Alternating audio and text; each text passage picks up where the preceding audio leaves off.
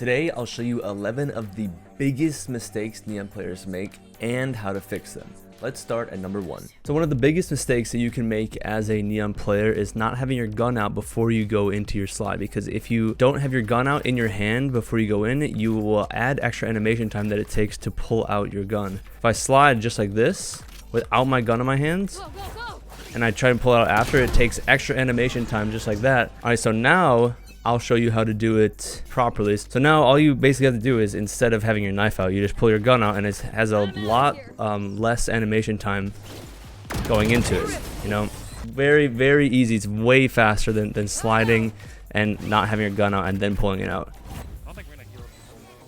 One enemy remaining. Last player standing. So for the second mistake, it's basically timing your dash properly around a corner. So instead of dashing like say here and sliding all the way out there, what you want to do is slide like somewhere around here so that you end up right there instead. So here's an example. Like that.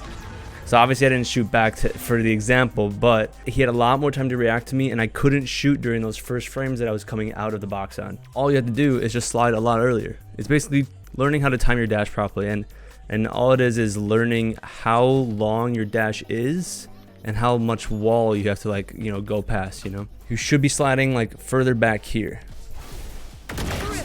so you can have a lot faster time to react to them. They have a lot less time to react to you. I think he's in the cage, by the way. One enemy remaining.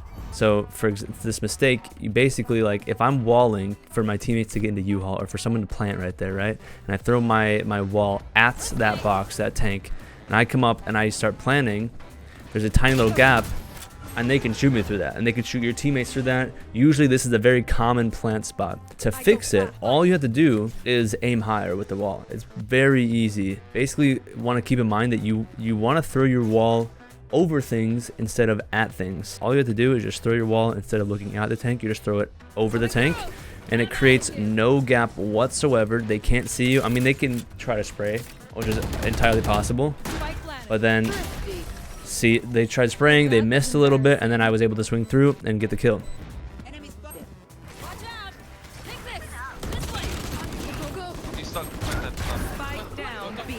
Alright, for this next mistake, it has to do with your stuns, and the mistake is to not spam your stuns, because you don't need to. You don't know where enemies are, and stuns are very, very useful tool to getting free kills, and like even having your teammates get free kills for you. If I just throw my stuns and I don't know where this enemy is, right, I'm covering all the site, I jump out, and then, oh, there he is. Not stunned at all. My stuns were actually wasted. All you have to do is run up and just get information. You can jump peek this right here. Like, I'm going to do this. I hear him. I saw him back sight, right? So I'm going to stun back sight, and I know he's stunned now. So I'm just going to run at him, slide, whip a little bit, and kill him. Good trip here. Back sight. So basically, when you're in ult, you have 100% accuracy while moving, and a lot of mistakes that Neon players make is that they'll be so used to shooting their gun, you know, straight and not moving at all, because you need the bullets to go straight, that they do that with the ult. You don't need to. You don't need to crouch or do anything with the ult to make it more accurate. The only thing that makes it inaccurate is if you're jumping. So for example, of me standing still, it's going to be a lot harder for me to get this kill. So when I always move, I jiggle that, and then I can keep moving. So they missed right away. Dexter missed right away just because he didn't know if I was going to stand still or not. But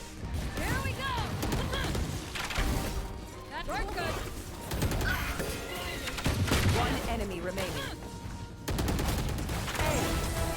so for this next one, it has to do with B-hopping. It's important to know that B-hopping is not beneficial in most cases. All you're doing is, instead of like going in a straight line, you're basically scrunching up that line and like making little squiggles in it, and that's the same amount of time that you would be doing. So if I'm jumping and I'm coming out and I see an enemy, right, and I can't stop because I'm in the air, I can't fight, I can't shoot back, I can't do anything, they kill me for free. So instead of B-hopping, all you need to do is run, and then when you see someone, all you have to do is run, and then you slide, and then you kill them.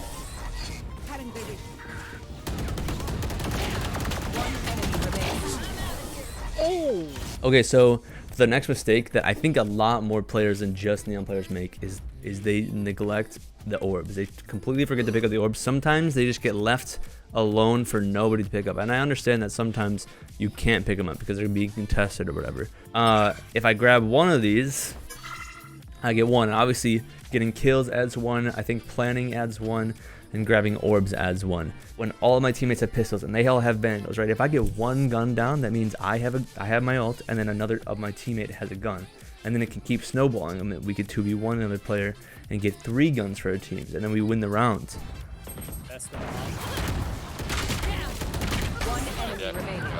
If you're playing on a site like a 2-on-3 site and you hear stuff happening on B, for example, you can rotate very, very quickly over to B. Like, you can get there extremely fast, like way faster than you can with any other agent. Yeah, just keep in mind that you can rotate really fast, just don't overdo it, basically. I got spike. I'm out of here, forget that guy. Times out, I didn't know that. Spike planted. You should aim for the head in her ultimate form. Obviously, I mean, sometimes it's a little bit hard to keep that in mind when you're trying to track someone while you're moving at the same time. But if you can hit even just like one time in the head, that's 54 damage. You can kill someone faster than you can shoot 2 bullets in a Vandal with her ult if you hit all 3 shots in the head. So I'm just going to show you how fast that is really quick. So that was incredibly fast, like really fast.